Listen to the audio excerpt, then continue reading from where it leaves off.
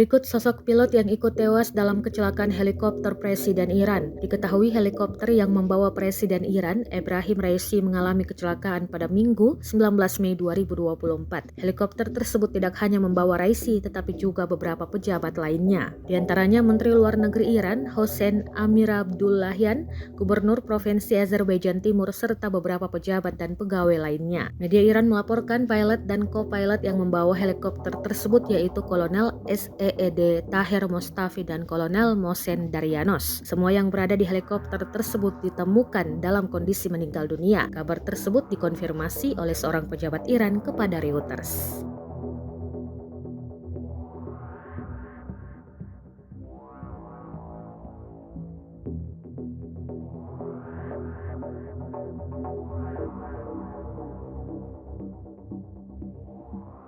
Download Tribun X sekarang, menghadirkan lokal menjadi Indonesia.